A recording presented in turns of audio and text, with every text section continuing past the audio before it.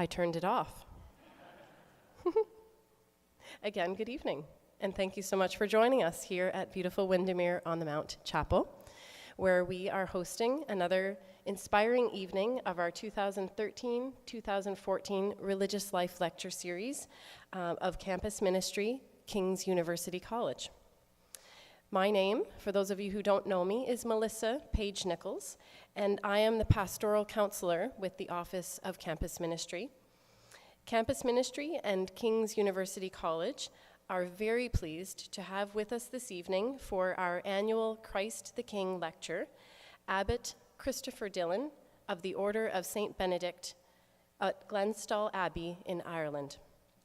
The monastic community of Glenstal Abbey assembles 4 times a day for the divine office and the Mass. Benedictine worship emphasizes beauty and harmony, celebrating God's presence, while it evokes a response of loving reverence. Christopher Dillon is a Benedictine monk from Glenstal Abbey in Limerick, Ireland. He was educated at Ampleforth College in England, obtained his BA from University College in Dublin, and completed graduate studies in medieval history at Corpus Christi, Cambridge University in England. In 1970, he entered monastic life at Glenstal Abbey. Later, he attended St. Anselm University in Rome, where he studied theology at the undergraduate level with special studies in classical Greek. He then taught Latin, Greek, and French at Glenstal Abbey's high school. He served as novice master from 1985 to 1989, and novice master and teacher of fundamental theology in the community's Nigerian Monastic Foundation from 1990 to 1992. From August to December of 1992, he was appointed prior of Glenstal Abbey, and in that same year was elected abbot, a position which he held for the next 16 years. Since 2009, Father Dillon has been Glenstal Abbey's guest master and continues to teach classics in the Abbey's high school. The Christian monastic phenomenon dating back to the 3rd century is double-faceted. It is essentially personal and individual, and at the same time, it is profoundly but derivatively social in its effect. This lecture will seek to show how the Rule of St Benedict, which dates from the 6th century, addresses this dual function, not just within the monastery, but within contemporary society. As the theme of this year's lecture series is inspiration, tonight we look forward to being inspired by Father Dillon's lecture on the topic of St. Benedict's message and rule for the 21st century. Now I would like to welcome Father Christopher Dillon.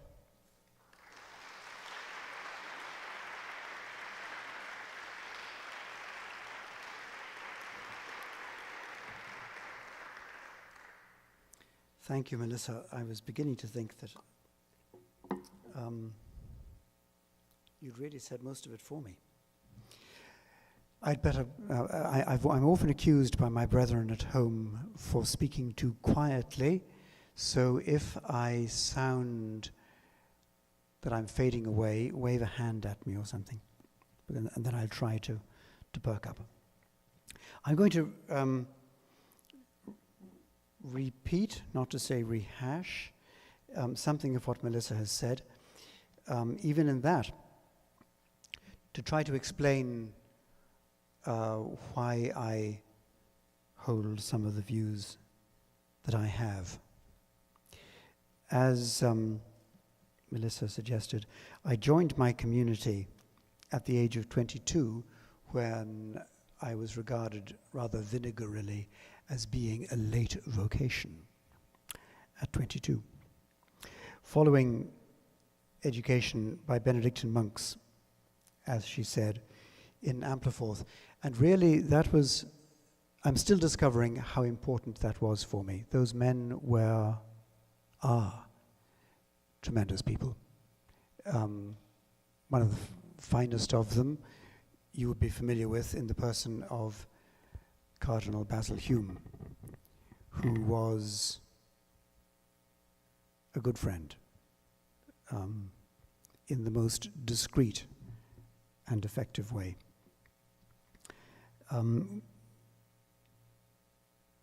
I went back to college in Dublin, as I was telling Father Michael just earlier, because my father advised me that, having been at school in England, if I was going to survive in Ireland as an adult, I'd better have some sort of connection with Dublin. So I went back and had an interesting time there. But my father had a pretty poor view of the university I went to, so he promised that I could go to a real university afterwards, and I was able to go to Cambridge,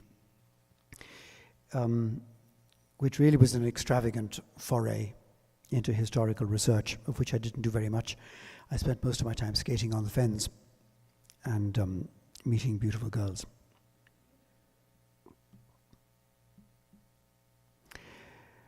After that, I taught history, actually. That's one of the qualities of the monastery where I'm living, is that, as an uncle of mine who was a monk there used to say, the only criterion for any posting in the monastery was proven incompetence.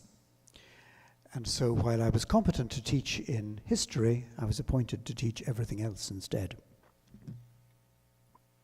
But I did start teaching history in a Protestant school before I went there. My parents, I have to say, were bewildered and saddened by my decision to become a monk. My father had hoped that I would pursue an academic career, and my mother hoped that I would become an accountant and get rich. She wanted at least one of us to get rich. But my strong inclination, despite their opposition, somehow confirmed for me the integrity of what I wanted to do. And the rest, as they say, is history, or at least the following 43 years of it. In a sense, joining the monastery was the last completely independent decision that I've made, apart from my decision to confirm it in taking monastic vows, because since then I really haven't been independent of those vows. And really what I wanted to do by joining the monastery in Glenstall, in Limerick, was to do for boys at home in Ireland what those monks had done for me in England. I found myself there in the company of wonderfully laid-back, civilized, open-minded men who were endlessly generous in our regard as pretty unthinkingly demanding boys. And so I was teaching in Glenstall from very early years, from the early 70s, until I went to Rome to have a wonderful time, really. Really doing more archaeology than theology, if I'm honest. But it was fun. Right in the middle of that time frame, as Melissa has said, just 23 years ago, I was dispatched to Nigeria, where my community had made a small foundation, and I'll say something about that at the end. There I spent 2 of the most fulfilling years of my life, in conditions of a simplicity and precariousness which I could not have imagined. Suffice it to say, since those days, I have never felt inclined to complain of either hunger or heat.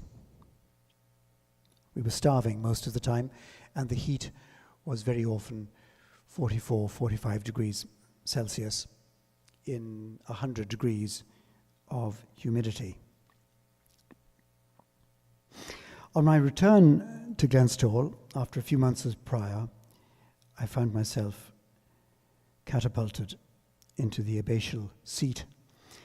The abbatial mandate lasts in our congregation for 8 years, and at the end of a second mandate, I developed a cardiac weakness, which effectively freed me to hang up those boots, and I've been holding on to that ever since. Since then, as Melissa says, I've been looking after the guests, which mostly means making the porridge, taking care of an orchard, and teaching Latin and some Greek to the unwary in our high school. Inevitably, I suppose, I find this encounter with you an occasion for reviewing and, in some sense, evaluating all that has passed. Has it been worthwhile? Do I wish that it had been otherwise? To the first question, I would reply, yes, certainly. And to the second, no, not really. All of which brings me to the question which I've put at the head of this paper. Quis est homo qui vult vitam et cupit videre dies bonus? Who is the one who wants life and desires to see good days? Quoting from Psalm 34, the prologue to the Rule of Benedict, which is itself a précis of the whole rule, poses this same question. At some level in ourselves, it is the question which underlies every human action that we undertake. It was Socrates, I believe, who's credited with having first articulated it as the ultimate moral question. How should the human person live?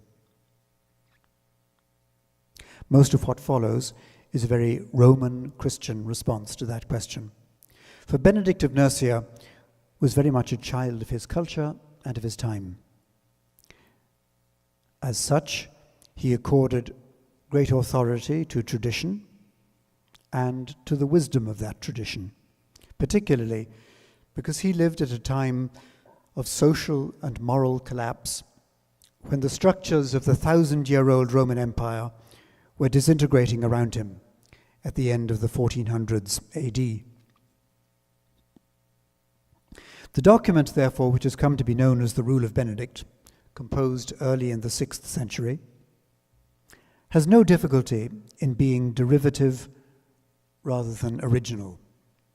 It finds its origins in a multifaceted tradition, much older than itself, drawing its wisdom from all over the Christian world of its day, and from the early church fathers back as far as the 2nd century, to say nothing of the scriptures of the Old and New Testaments, in which Benedict was steeped. Knowing what we know of its origins, we can learn something of the man Benedict from what he made of his sources and the few but significant adjustments which he made to them.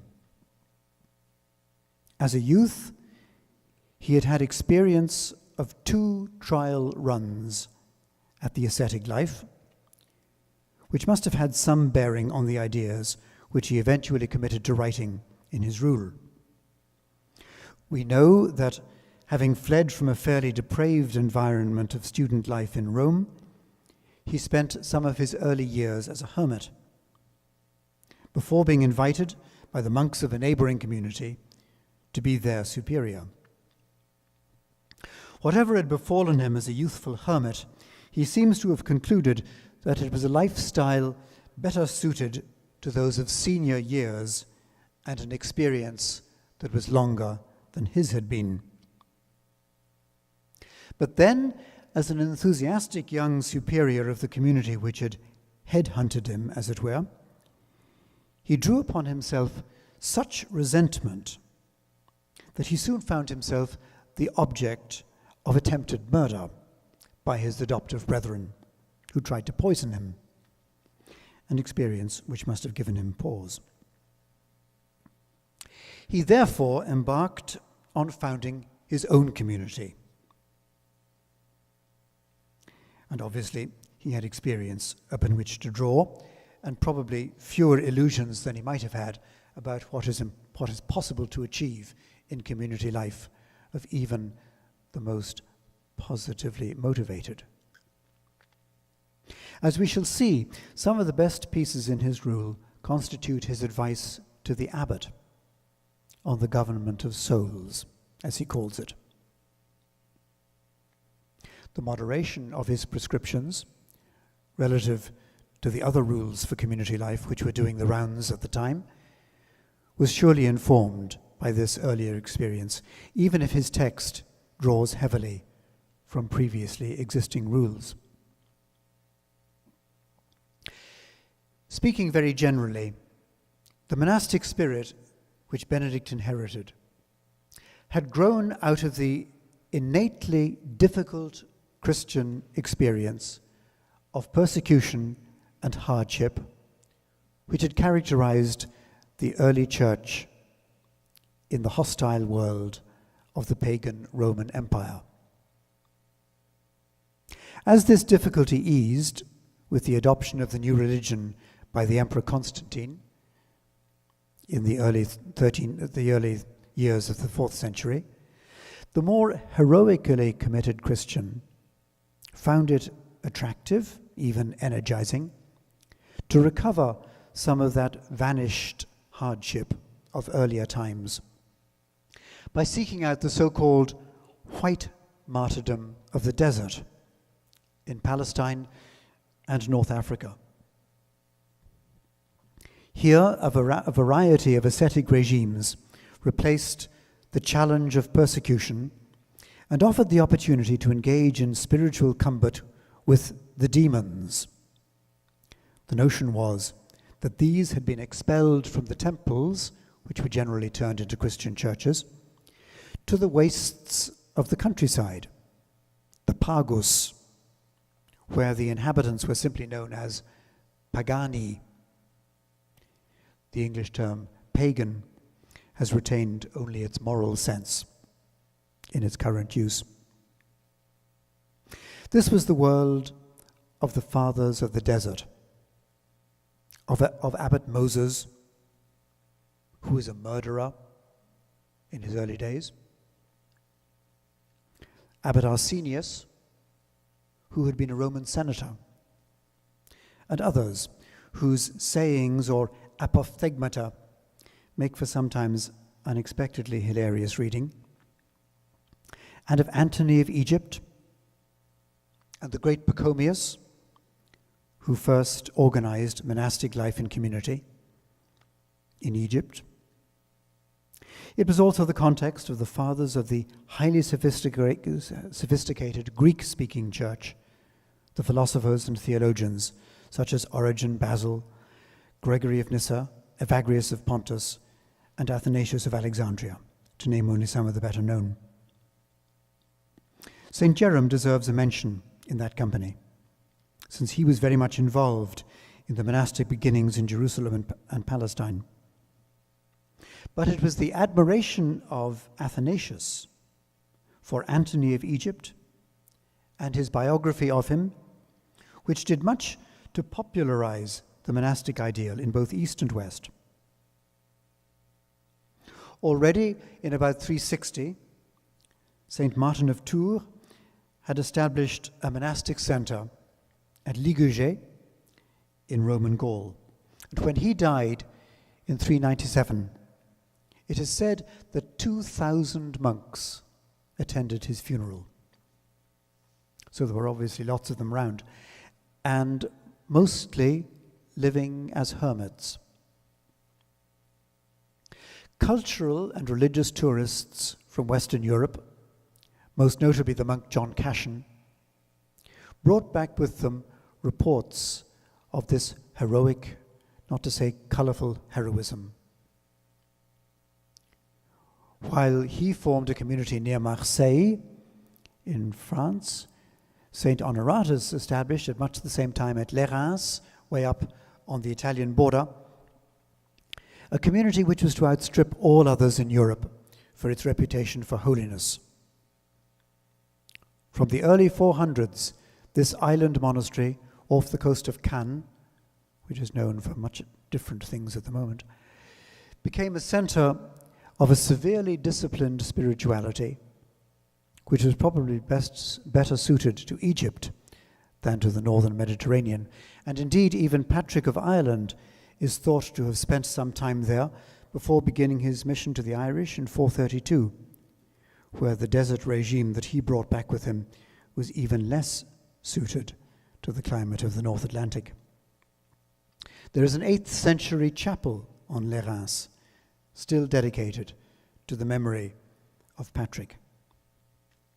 I thought before I go any further, I'd read you an account of one of those apophthegmata, as characteristic of the kind of solitary monasticism that was lived. I'm reading here from a wonderful little book called The World of the Desert Fathers by a monk of St. John's Abbey, Collegeville, which I think is not too far from here.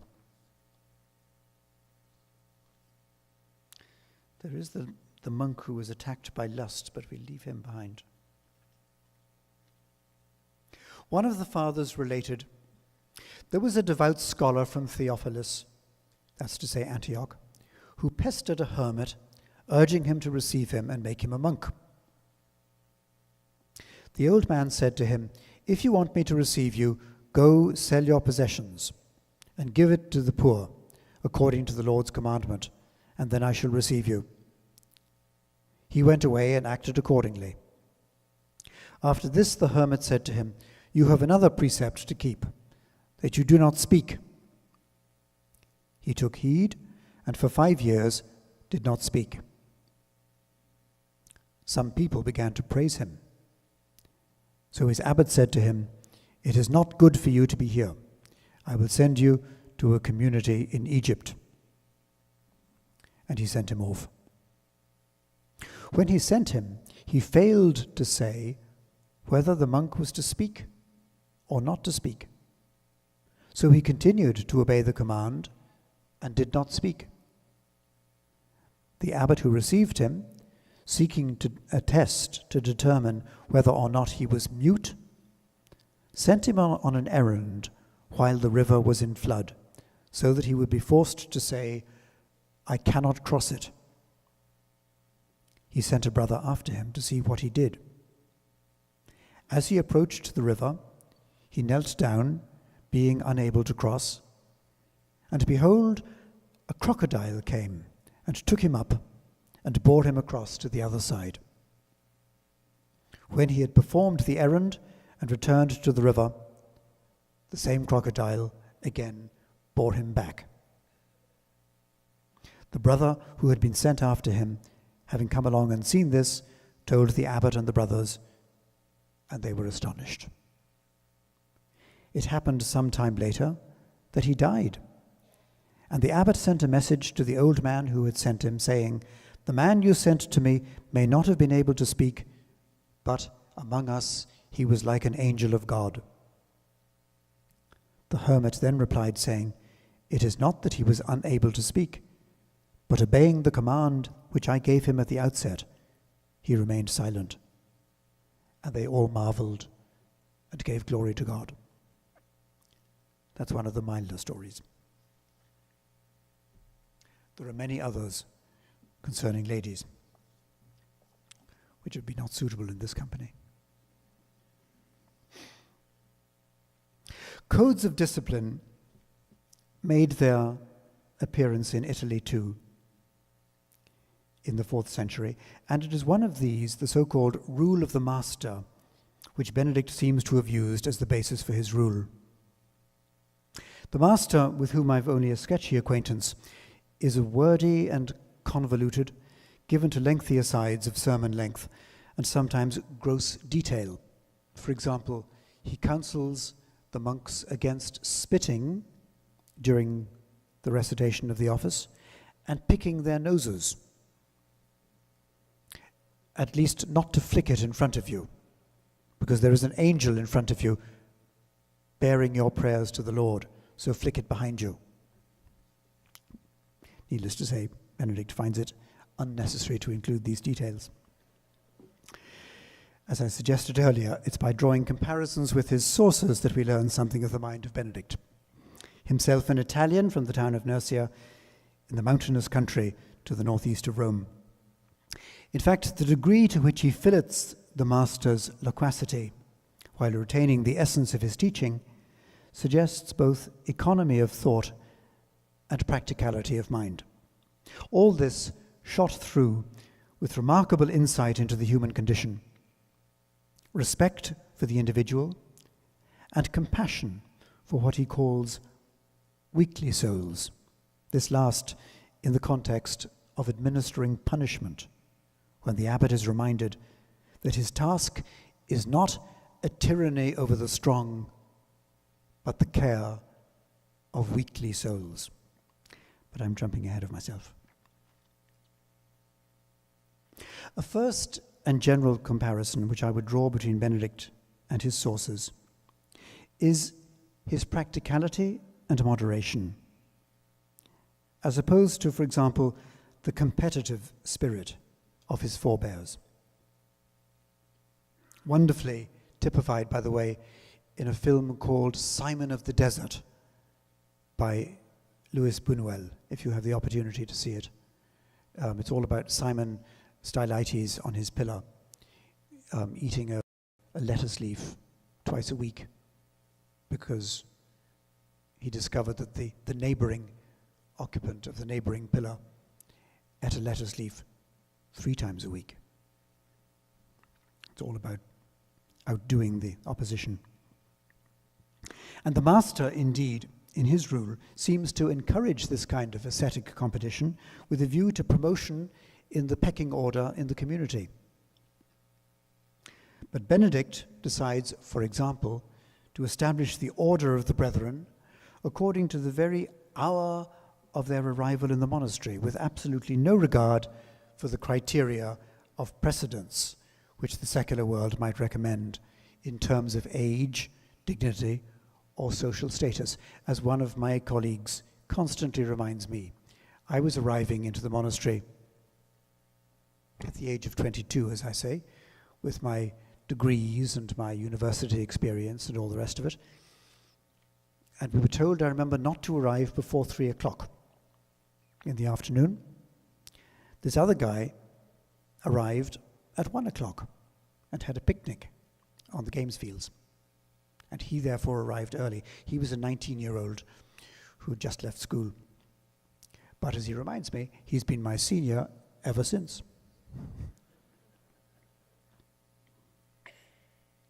Priority then is established only by the moment of the aspiring monk's conversion. The one who reaches the gate at 7 o'clock in the morning is junior to the one who arrives at 6. Benedict similarly moderates the master's emphasis on fasting and vigils in favor of the value and ethos of physical work. And while hours a day are devoted to reading, Benedict never loses sight of the practical necessity and psychological value of physical work. The general principle was, pray always. And this incessant prayer, which is physically impossible, as well as being psychologically maddening, had to be broken up with work. So work was very much regarded as a kind of therapy to make prayer possible. For Benedict, the development of personal skills is encouraged, but artistic achievement is never to be pursued for its own sake. Every undertaking is subject to the approval of the abbot. A second point of comparison with the master is the value which Benedict attaches to horizontal relationships, such that the brethren should reverence Christ not only, or not merely, in the person of the abbot, but they should worship Christ in the brothers, deferring to one another and patiently bearing with one another's defects of character. Even more, they should reverence Christ in the sick, in the old, in the very young. They should worship him in the guests, who are never in short supply, and of whom he remarks with surprising drollery, of the wealthy among them, they have a way of guaranteeing their welcome. But particularly, Christ is to be worshipped in the poor, in whom he is most especially received. This repeated reverencing of Christ applied in the first instance to the abbot, but then to everybody else. And it is the practical application of Benedict's basic principle: put nothing before the love of Christ. The spirit of our times drives us to seek instant solutions to many of life's challenges. And I can imagine that some here are hoping to pick up some tips on the art of coping with some of those challenges. But a primary insight of the Rule of Benedict indicates a very different modus operandi as being essential to the human project, at least in its Christian perspective. Right at the beginning of the text, in the prologue, we are warned that the task in hand is the labor of obedience. Obedience is all about a humble, receptive listening with the ear of the heart to the word of God, however that word is being communicated. It is a gradually achieved attitude or habit of the soul, the consequence of the constant dripping of the water of the word of God onto the stone of the human heart, hollowing out a space for the fear of the Lord to enter in. So says one of those abbots of the desert, Abbot Poimen. Benedict's mind on this appears in his insertion into that text, the one he's using from Psalm 95, which monks chant at the beginning of every day. Today, if you should hear his voice, harden not your hearts.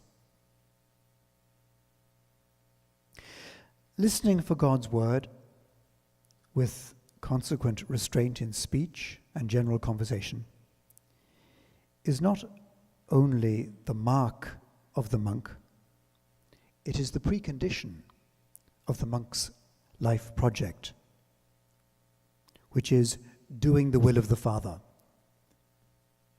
Of this obedience, Christ himself is the exemplar, with his words, "I came not to do my own will, but the will of him who sent me." And so it is for the monk, exemplified by that man who decided not to speak further to the order. And the monk listens for that word in the scriptures, in the commands of the abbot and his delegates, in the brethren, in the sick, in the guests, in the poor. Karl Rahner, the great Jesuit theologian of the last century, has written magisterially on this in his very difficult book, Hearers of the Word, in which he defines the human person as precisely the one who has the capacity to hear a word from God and recognize it as such. The point then is to put that word into practice, to do something concrete. But not always concrete. I remember as a young monk, when I was attending one of our old men who'd had a stroke, I was straightening the sheet or something, and he said to me, apropos of nothing in particular, "It's the 4th degree that matters." I'd heard of the 3rd degree, but I wasn't sure of the 4th degree. He was referring to the 4th of the 12 steps of humility, which urges the monk who finds himself between a rock and a hard place, unfairly treated, even suffering in injustice, to hold fast to patience and not to run away. For in this way, he will be sharing in the sufferings of Christ, and so merit to share in his glory. Something of the same is to be seen in the monk who is asked at the end of the rule to do impossible things. If, after humbly explaining his incapacity for the task, and it's still imposed on him, he should obey out of love, trusting in the assistance of God. In the context of the moral famine which besets much of our Western culture, increasingly characterized by an assumed moral autonomy and the pursuit of instant gratification, whether that be of mere material possessions or of information or pleasure of whatever kind. The rule proposes an agenda of quite another order, addressing needs which are peculiarly human. The ultimate goal of the human heart is peace, which is often coupled in Benedict's mind with love. But if so, it is a love which is fruitful in good work, work which is discreetly helpful to others, all of it achieved by God's grace. Joan Chichester, who lives just the other side of Lake Erie, in a monastery on that side, has written, "Obligation to the human community and dependence upon God are the twin cornerstones of Benedict's spirituality."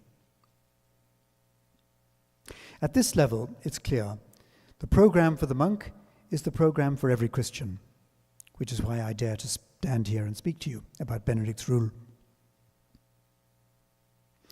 And after these general observations on first principles, it's appropriate to take a closer look at the major themes of the life of the individual monk and of the organization of life in community: the exercise of authority, the sense of community, concern for the wayward, and care for the sick and the guests. What is it that drives an individual to join a monastic community? There are perhaps as many different answers to that question as there are monastics. I gave you some of mine. Although Basil Hume, whom I mentioned, said to me very wisely, "You'll join the monastery for one reason, but you'll stay in it for quite a different one." And he was right. I remember when being interviewed by the abbot of Glanstow on the occasion of my making formal application for admission to monastic vows, I gathered from his prompting that I was supposed to say something like, "I'm seeking the face of God." That wasn't my language at all. I was far too young in that world to realize that this was the basic prayer of the Psalms. "Let me see your face, O Lord."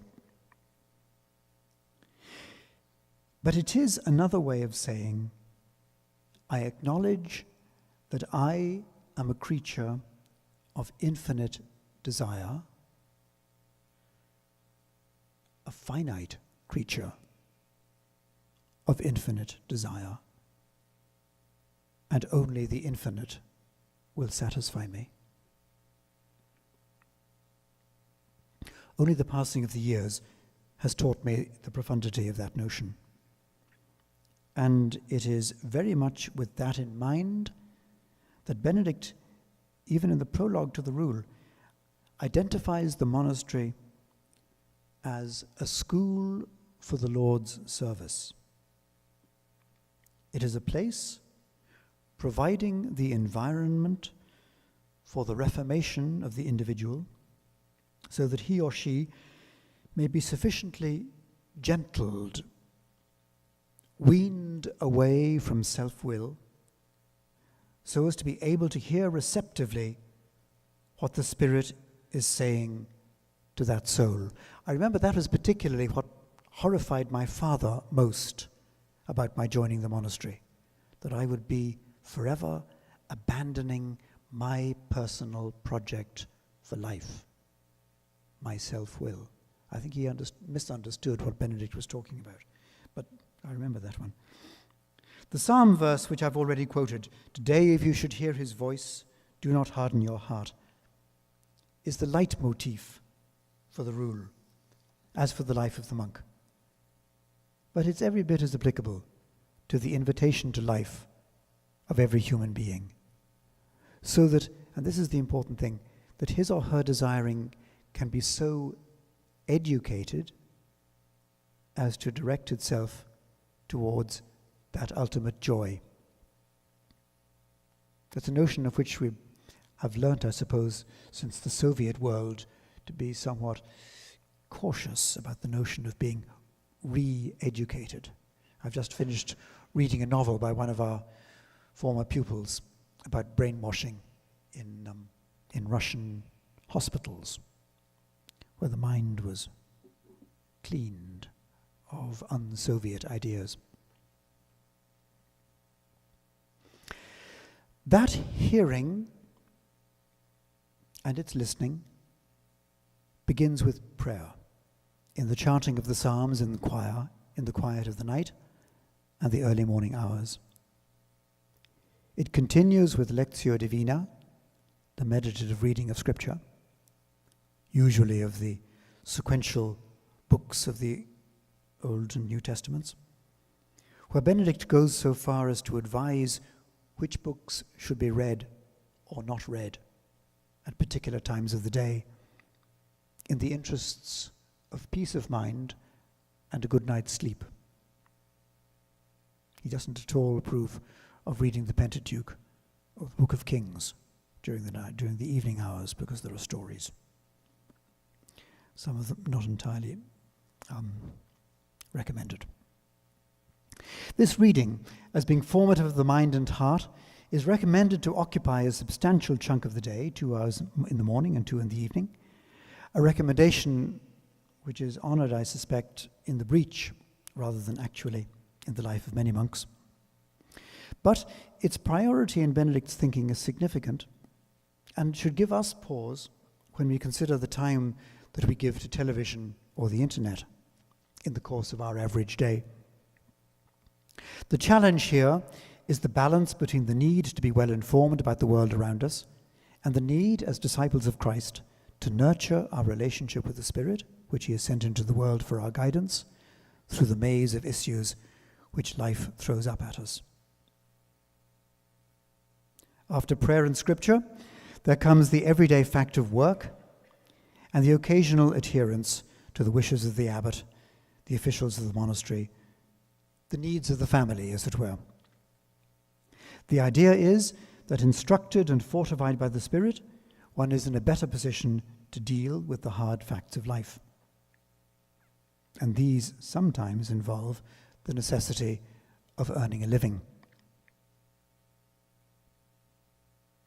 Central as obedience is to the whole monastic project, and based as it is on those words of Jesus, "I have come to do not my own will, but the will of Him who sent me," Benedict treats of it in some detail, in 3 chapters, 5, 6, and 7, sometimes called the warfare of the heart, where he formally addresses the topics of obedience, silence, and humility, with the crux of the matter being explored in the third of these.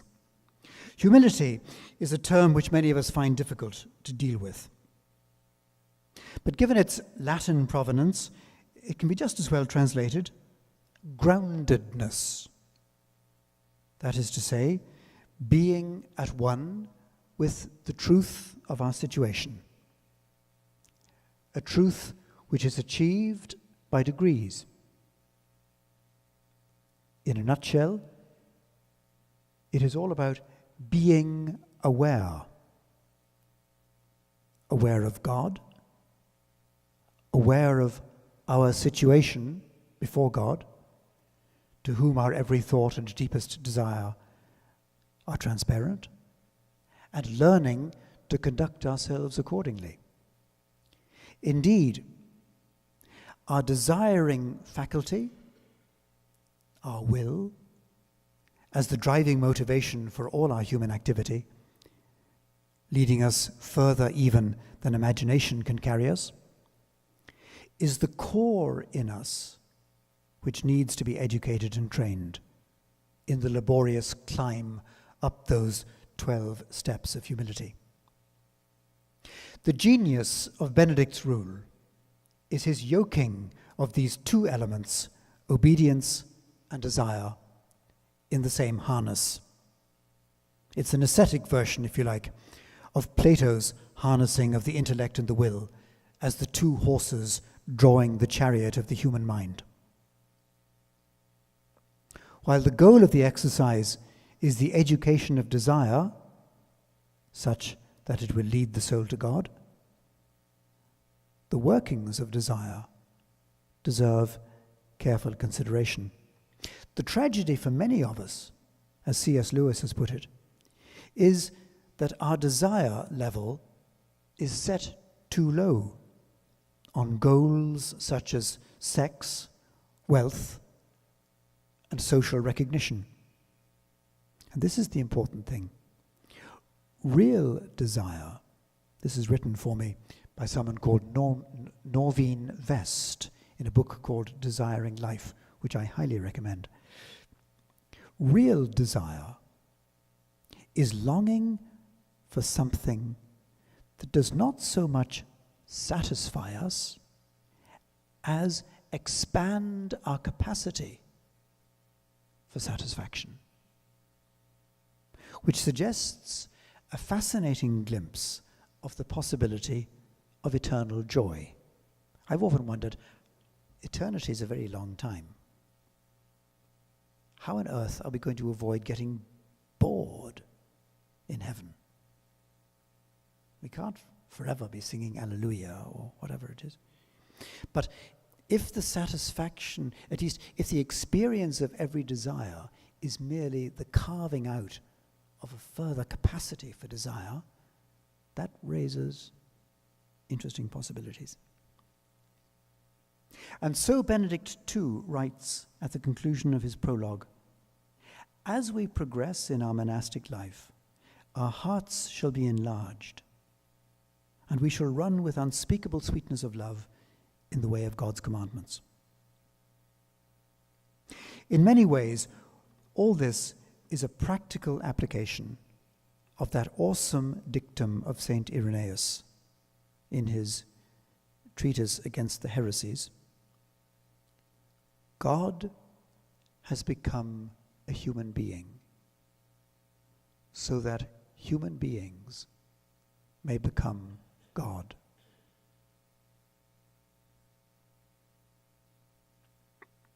Following in the footsteps of Jesus Christ, says Benedict, the days of our life are lengthened and a respite allowed us, so that we may amend our evil ways and hasten to do now what may profit us for eternity. This is nothing other than the divinizing process, so common in Orthodox parlance. And it is echoed for us in the words of the second canon of the Mass, when it prays that we may become co-heirs with Christ, whatever the heck that means.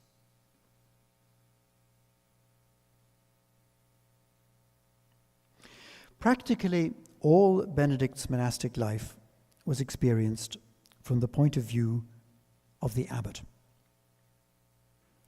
He knew little or nothing about being a foot soldier, so it's not surprising that his best material is devoted to advising the abbot about his role,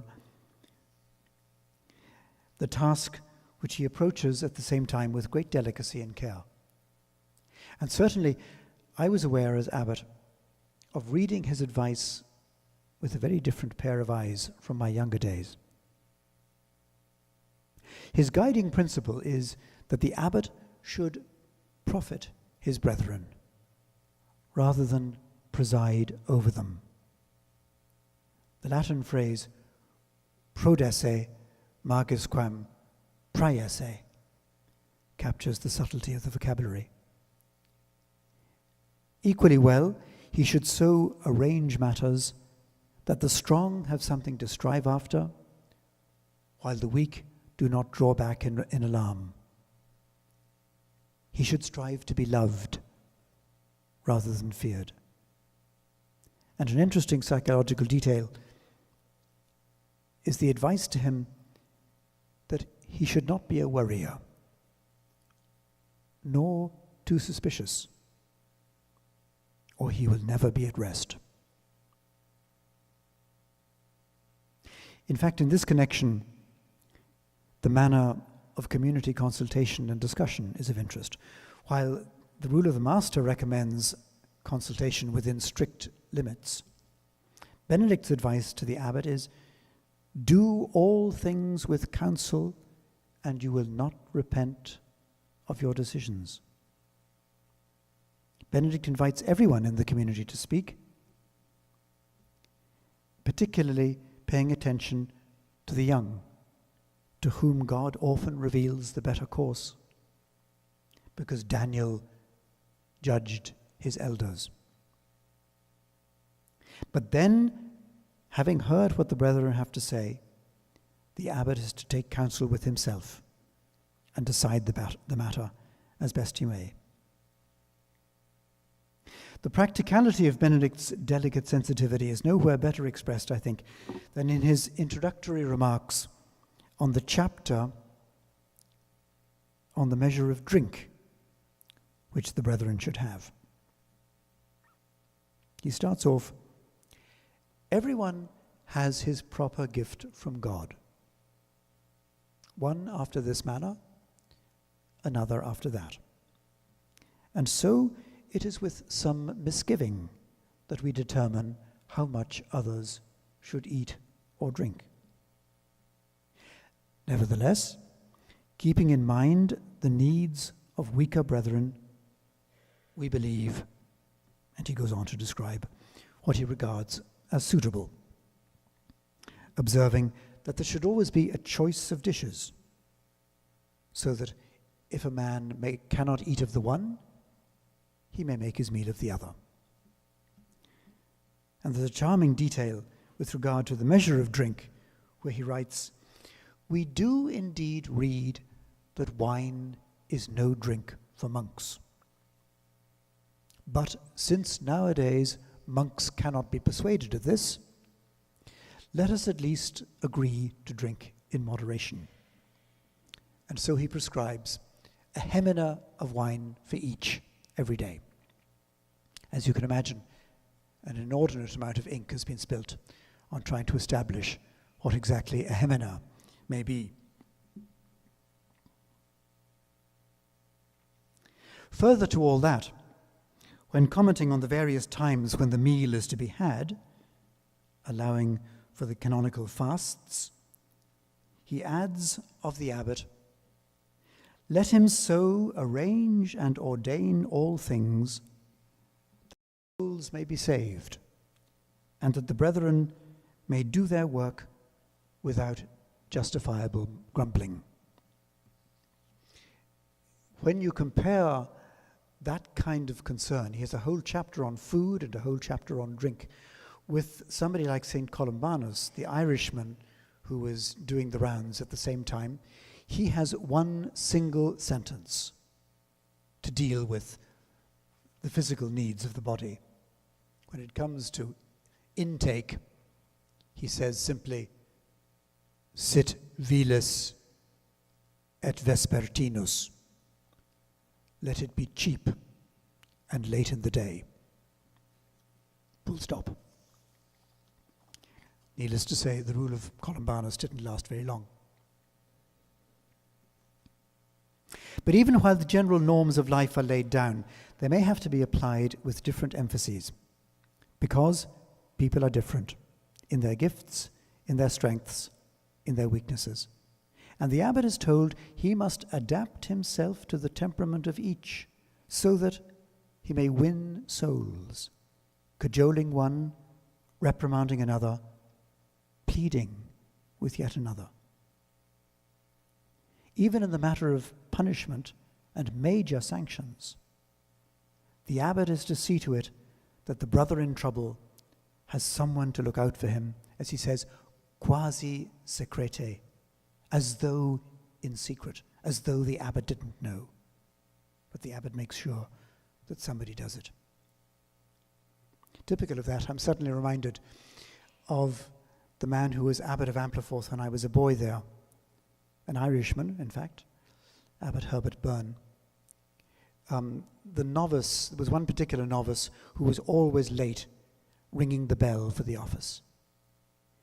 And the abbot used to do it for him quietly, so that the novice master wouldn't know. And on an occasion when the abbot had to go down to London, he shoved a note under the novice's door saying, "I'll be away for the next 2 days. Remember to ring the bell."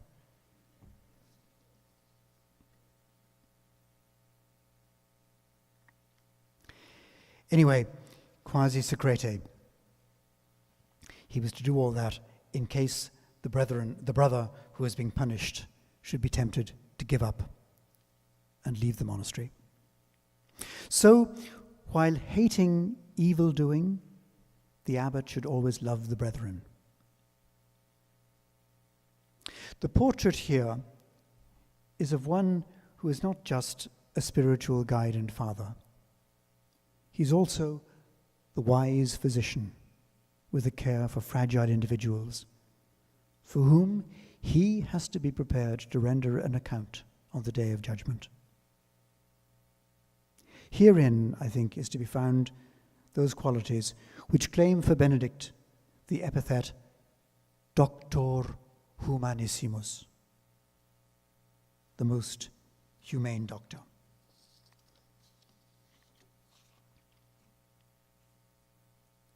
The sense of community, particularly in terms of mutual relations, follows directly from this respectful care by the abbot. And respect is the issue. It's funny, it's what I've noticed most among the boys in our high school.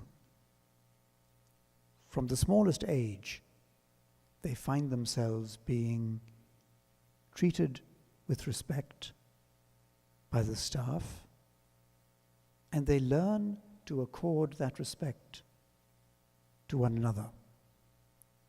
And it makes for the most extraordinarily smooth operation of life. In the Rule, Benedict says to the bursar, the man who has control of everything, that he is to serve the brethren with humility, supplying their needs in good time. And if somebody asks for something unreasonable, he's not to refuse it contemptuously, but humbly to point out why he can't satisfy that request. And the brethren, for their part, are to make their requests at the appropriate time. I remember my novice master telling me very simply, he said, look, if there's something you want from me, please don't ask me before a meal. I'm in much better form afterwards. And there is that constant sense of measuring, is this the right weather to be dealing with this particular issue? We picked that one up pretty quickly. It's a certain amount of self-interest involved, I'm sure. But the principle for Benedict is so that no one may be vexed in the house of God. Similarly, the sick, while they are to be looked after very carefully, they too should take care not to annoy their carers with excessive demands. And the sick can become completely obsessed by their own needs. But they're reminded that they should be humbled but because of the special care given to them. That care will be given, but they must remember that it is exceptional.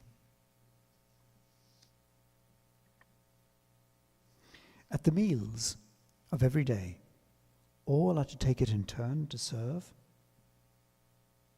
And at table, everyone should anticipate the needs of his neighbor. I remember an uncle of mine, who was in the monastery long before I was, told me how he could barely contain his frustration at the fact that his immediate neighbor, who had been his immediate neighbor for 40 years, always passed him the salt. And he never used salt. But for 40 years, he had to wait until the salt had been passed before he could get on with the rest of the meal. Sometimes it's negative. a more practical level of that awareness, well, it's just that, I suppose. All this leads to the summing up of the whole rule in the penultimate chapter, which is called the good zeal which monks ought to have. Let each defer to the other. Let them bear one another's weaknesses with the greatest patience. Let them vie with one another in paying obedience. Let none follow what seems good for himself, but rather what is good for the other.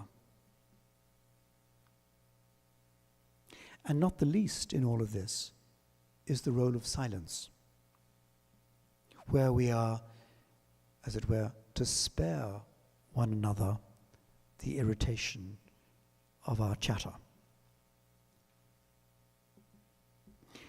Benedict is very funny because while giving all these general principles all through the rule, when it comes to Lent, he repeats everything in a word. Let me read something about Lent. He starts off by saying, the life of the monk ought at all times to be Lenten in its character. But since few have the strength for that, we therefore urge that in these days of Lent, the brethren should make a special effort. And we will do this, he says, if we refrain from all sin, apply ourselves to prayer, to reading, to compunction of heart, and above all, there's above all to all sorts of things here. But he says we should stint ourselves of food and sleep and unnecessary chat, particularly chat which is coarse, which rather suggests that he takes it for granted that for all his hopes that boys will be boys, and all of this is going to happen, so that when all comes to all, at least during the 40 days of Lent, let's behave. When discussing with Father Michael what I might speak about tonight, I suggested that I might expatiate upon the effects of the monastery on the environment, and indeed Melissa promised that I'd do that, but I'm happy to see that the hour has passed, and I don't want to hold you up all night. But I'll just make this small digression in that direction. The monastery which we founded in Nigeria 35 years ago has established a most successful herbal clinic, which you can find on paxherbal.com, I think, which now employs in excess of 200 people from the village and the neighborhood. And the monks there have established a reputation for paying above the average rates and of paying the wages on the day, which is all but unheard of in that country. And the monastery, from being viewed by the locals as just another outpost of the white man's project in their midst, to be exploited at every possible turn, is now being experienced by them as the linchpin of their society, a bastion of goodness and fair dealing, to be protected and nurtured by them and revered as God's gift in their midst. And that's a situation which I've watched evolving over the past 15 years. And it speaks for itself.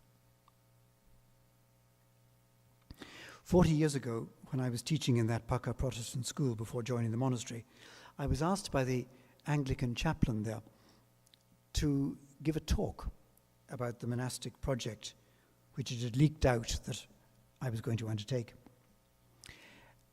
And I remember speaking to the boys. There was a holy club of about 6 miserable youths who used to gather in the chapel on Sunday evenings. And this was the group I was to speak to. The whole blessed school turned up to hear what I had to say.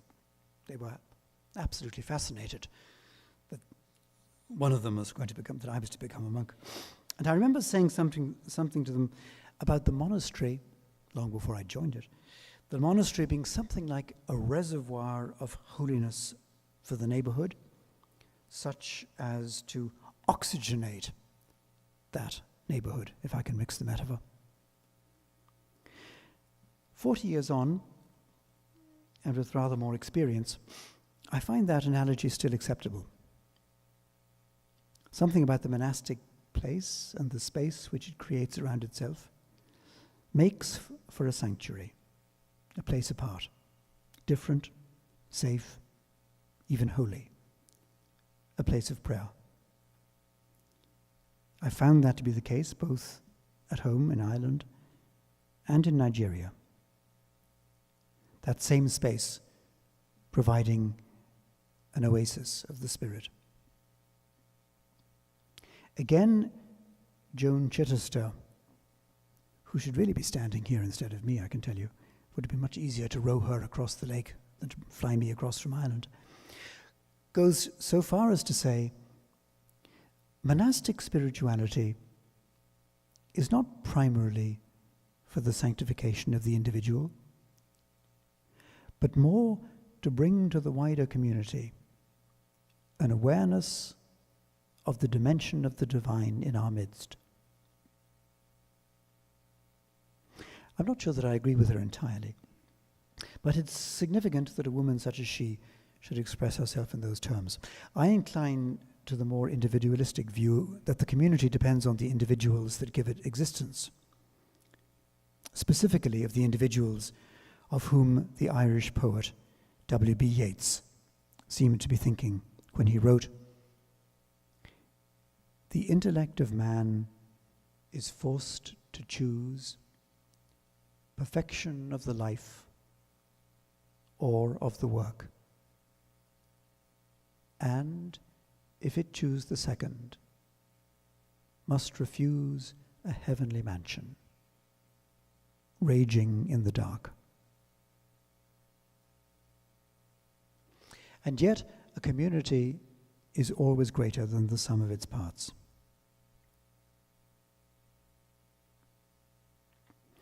Looking to the future, if I may just say this as a concluding word, all this is very much in question. Traditionally, monasteries, whether of monks or nuns, have been supplied by spare sons and daughters in large families.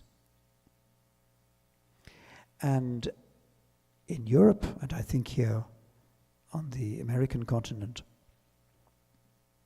as families have tended to become rather more economical in their extent, that pool of spare sons and daughters is less obviously sourced. So what the future holds is anybody's guess. My suspicion is that the monastic life of the future will look browner, maybe yellower, and even blacker than it is today, because the monastic spirit has taken hold in Africa, in India, and in Far East Asia in a way that it took hold in Europe, such that the 8th, 9th, 10th, and 11th centuries were called the Benedictine centuries.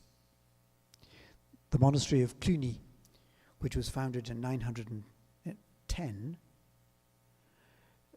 in preparation for the millennium when everybody thought the world would end, Cluny, by the end of the 11th century, when the year 1000 was about to happen, the 10th century, had 1,400 dependent monasteries in Western Europe alone. So, as I say, anything can happen. Now, I've finished at last. If anyone is brave enough to ask a question, I'd be delighted to try to answer it, but you may want to go home.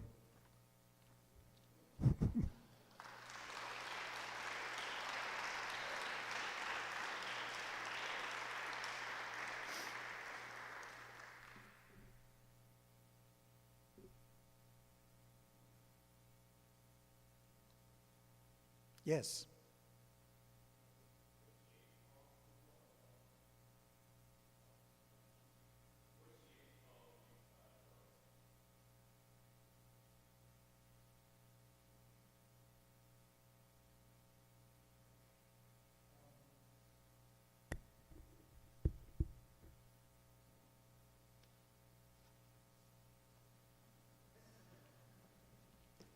I'll find out and tell Father Michael. I just remember quoting that. My father used to quote it to me, but that's nearly 50 years ago.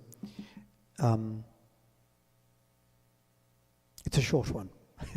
There's two verses, of which that is the first. It's in the collected works, apropos of nothing terribly much, but they're powerful lines. The intellect of man is forced to choose perfection of the life or of the work, and if it choose the second, must refuse a heavenly mansion, raging in the dark. I think it probably sounds better than it is. Yeats is an absolute genius for variations on sound.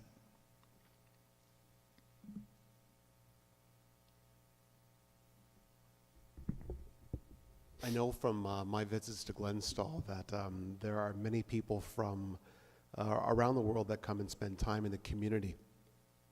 And you have the great task, I suppose, of being present to them and taking care of their needs. When you do so, are there new or maybe divergent trends that you see taking place in the church right now? Or are there movements that you see coming from up in people's hearts that are coming to spend time with your community? Yes. I think the program and at least the program and some of the aspirations of the Second Vatican Council are actually manifesting themselves in that Christians, Catholic Christians at least, are beginning to take responsibility for their lives. It's no longer sufficient that Father said or Father says. For a while, that was expressed, I think, particularly by women, with considerable anger. That's past.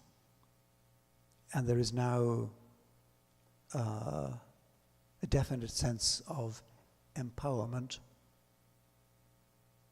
not necessarily by the church's doing, but empowerment nonetheless.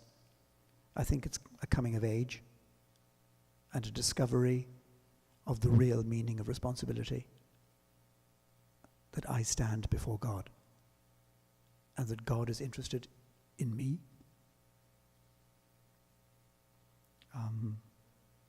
Yes, I think responsibility is a very welcome addition to the mix.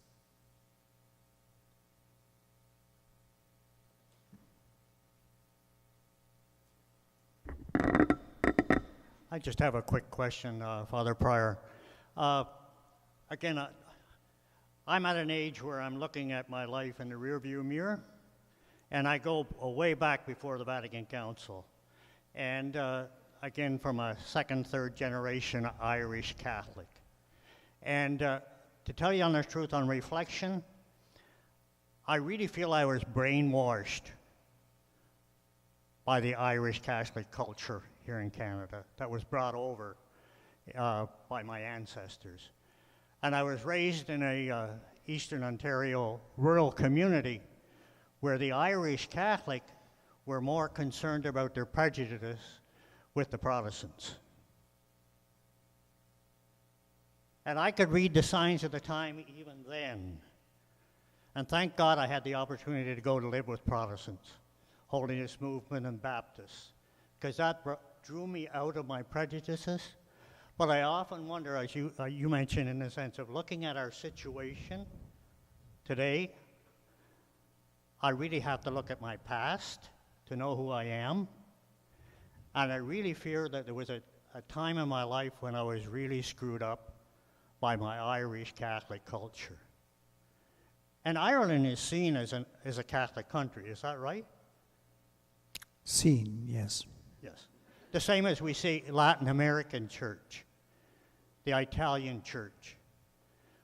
But I'm wondering if that's still a problem in Ireland, that it's seen more as a national Catholic church as opposed to Catholic, universal.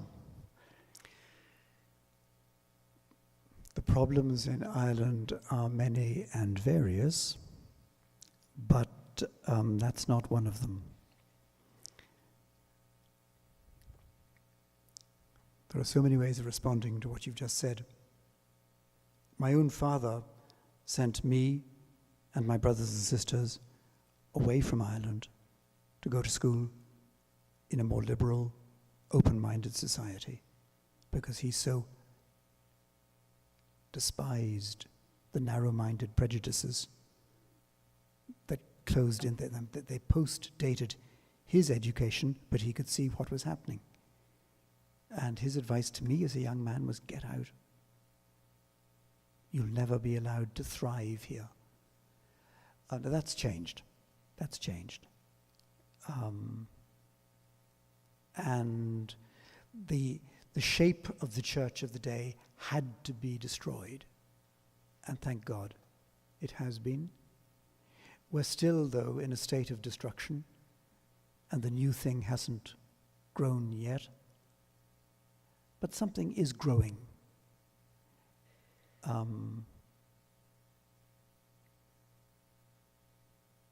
One of the signs of the times at the moment is that, for example, the kind of Ireland that you're referring to would have had the bishops thumping the table. All our bishops have their heads under the pillow. We don't hear or see them. They are mute sheep. And they know. I mean, it's not that the battle's over, but the battleground has changed. And I was using the term gentled and humbled.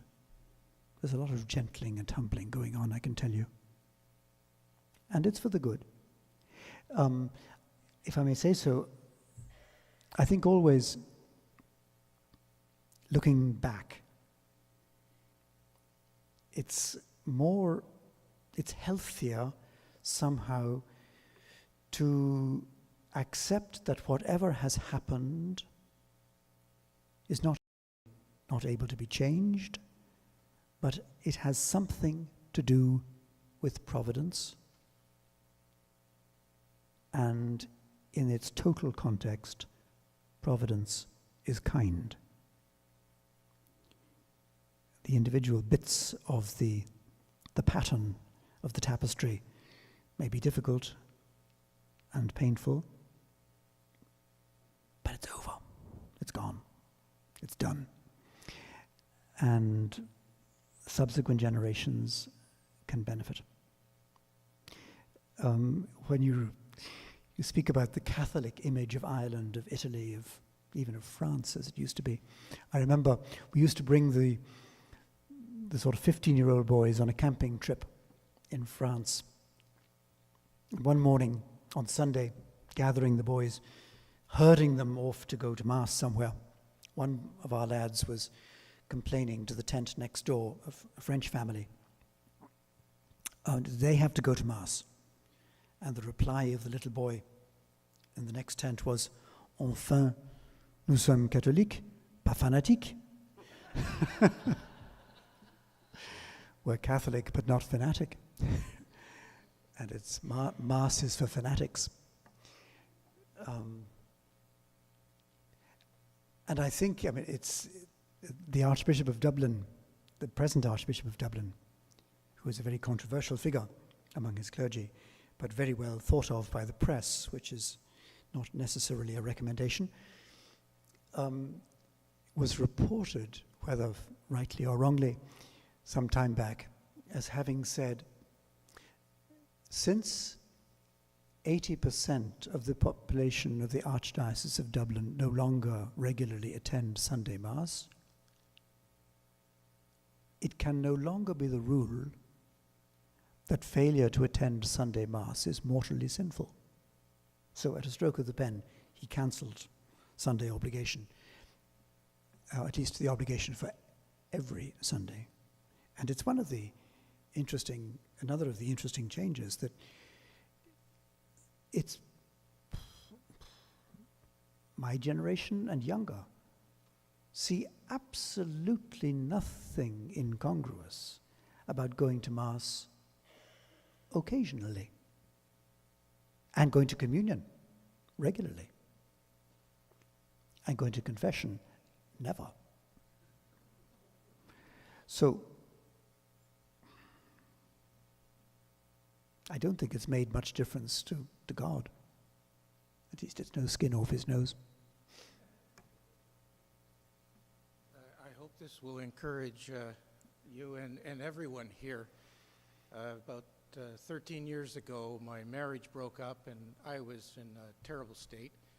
And I went to my parents for consolation about a year later. I couldn't seem to get my life back together. And this was over near Midland. And my parents, after listening to me for some time, my father finally said, "It's time for you to leave." I said, "I have really no life to go to." And he said, "If you don't leave, I'm calling the police to escort you off the property." Now, I didn't tell you, but I'll tell you now. My parents are from Belfast, and they're Protestants. My parents did. My father followed through on that. I had no money to get home, and I needed to put a license sticker on my car license plate before I could drive it legally. I had no place to go, so I went and asked around Midland, and a police officer told me that Catholic Family Services would put me up for a night in a motel. They had an arrangement. And so I went into that motel, and I lay on my bed and said, "What's happening here? My Protestant family won't help me, but Catholic Family Services is." And they gave me Tim Horton's coupons so that I could have something to eat, and the next morning have something to eat. Then I needed the $5 to get the sticker. I had enough money, but I needed $5. I didn't know what to do, so I asked Catholic Family Services, and they said, "Well, we only give out vouchers, we don't give out money, but if you go to the cathedral, the Catholic cathedral, perhaps they can help you." So I walked in, there was a lady there behind the counter, and I explained my situation, and she said, "Oh, no problem." And she went to get her purse, and I said, "Not your own money. Is there any sort of, I don't know, fund or something?" She said, "Don't be silly." I started to cry at this point. She gave me $5, and again I'm thinking, my Protestant family from Belfast do nothing. But the Lord provides, and is He ever teaching me a lesson? So I then started to head home, but I had quite a ways to go to get to my car. And I'm walking along the road, and the car stops and asks me if I'd like a lift. I started to talk to these people, and they were Catholics from Belfast who gave me a lift to my car. I'm astounded to this day, but I tell you, that changed my entire attitude about Catholicism, about Catholics, about myself. And I hope that encourages everyone here. It certainly encouraged me, and that's why I came tonight to hear you. Thank you. Thank you. Speaking of Protestants and Catholics, I understand that Glenstall was hoping to hold a joint Catholic-Anglican Eucharist. But Catholic, Anglican, Methodist, Baptist, yes. and that the Presbyterian. Bishop of Cashel overruled this.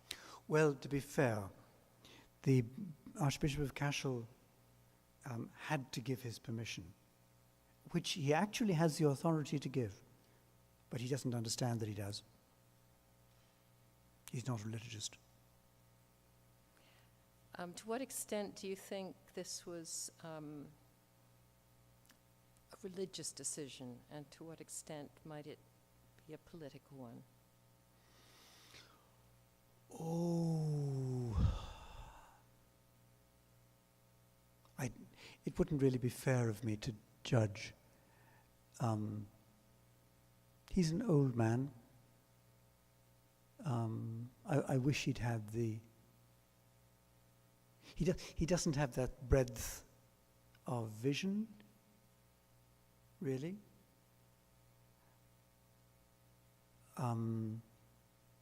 He's much happier signing a check. Every year we ask the bishops to support that conference, and he's always very generous.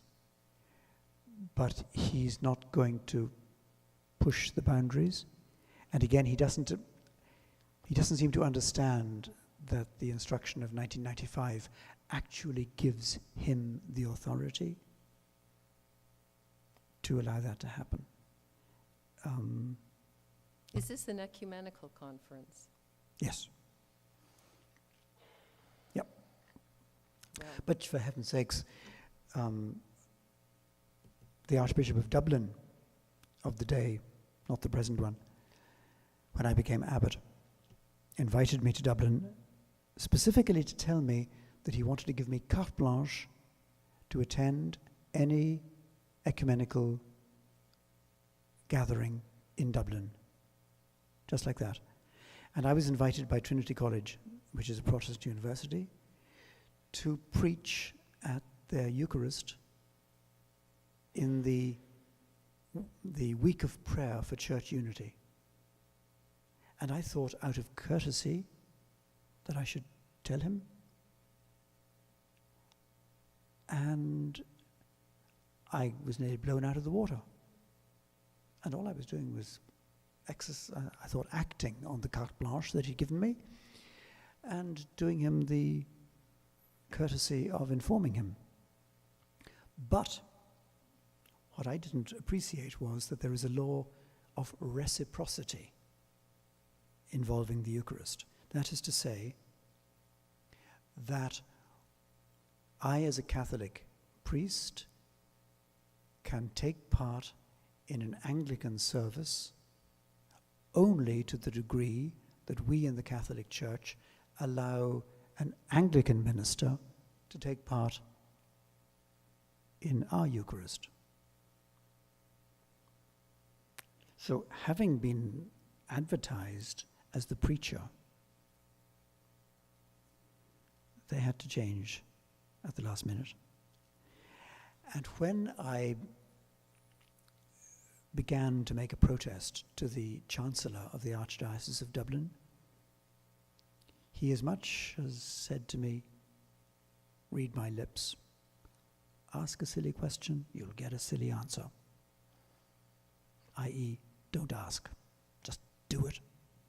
And that's an old principle in the Catholic Church. It's much easier to get absolution than permission. thank you.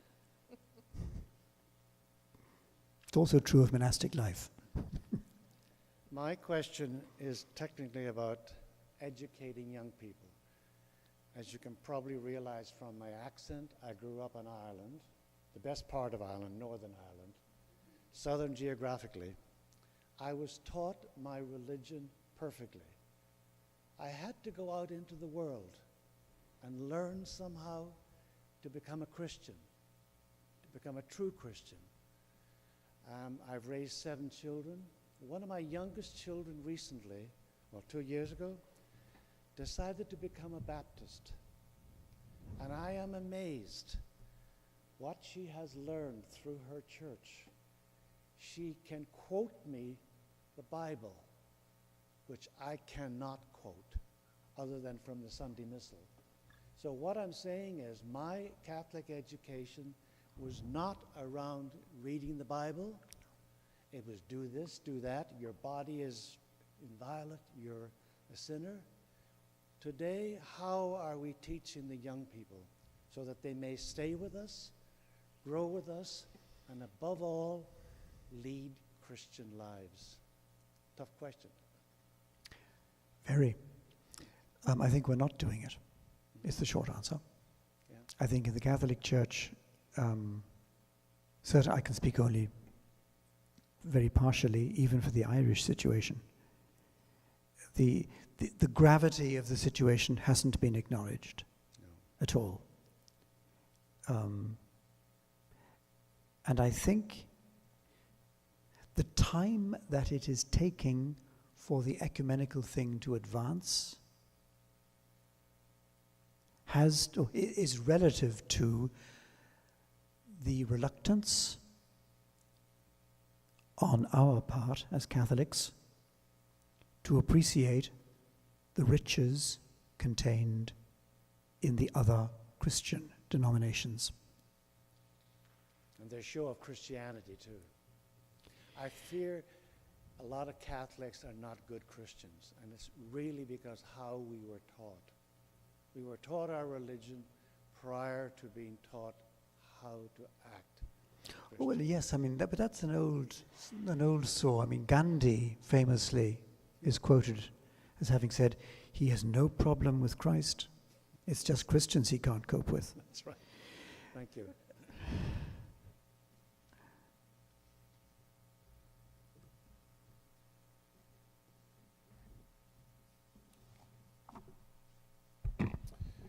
Just a couple of announcements. We will have an opportunity to gather informally downstairs once we leave here and to kind of continue our conversation with one another and with Father Dillon. Second announcement is that next Wednesday we'll be gathering again in the space. We'll be welcoming Dr. Michael Higgins from Sacred Heart University in Connecticut. Many of you will know Michael. He was president at St. Jerome's College a few terms ago, and he'll be speaking to us on the 20th century theologians Thomas Merton and Henry Nouwen. Now, by way of thank you, Glenstall Abbey is one of my favorite places in the world. It's just a wee little monastery, and it's located really outside of Limerick City, in Murrow. And one of the things I appreciate so much about Glenstall is the beautiful place in which it's situated. There's lovely trees, there's great gardens, there's a lovely little river. I appreciate the opportunity to see the monks busy at work on the farm and in the library and writing and turning wood and painting paintings. I love the opportunity to gather for the rhythm of prayer. One of the things that I appreciate most about being at Glenstall is the time that I get to spend in the guest house where Christopher is responsible. And there's a memory that kind of sustains me when I'm away, and it's when I go to bed in the evening around the time of Compline, so night prayer, and Christopher's in the kitchen getting things ready for breakfast in the morning. And then when I get up early in the morning to go off to prayer, he's there again, and he's squeezing oranges to make juice for the guests. And at the head of the table, as we all assemble after prayer, and we're a very motley crew of guests that will come and spend time there for a few days or a couple of weeks at a time, very humbly, he deals with all of our questions and all of our inquiries and walks with us on all of our spiritual longings. And I think, echoing the words of the rule, you encourage us to be fully human before one another and to become fully human with our God. So Christopher, I thank you for being a wonderful mentor to me over these last few years, and for sharing your wisdom, your knowledge, your humility, and your joy for the Lord with us this evening. So please join me in thanking and showing our appreciation to Father Dillon.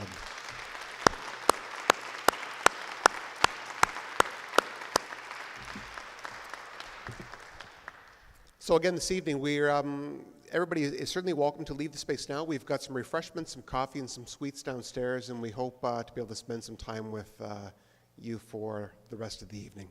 Thank you again. Hope to see you next week.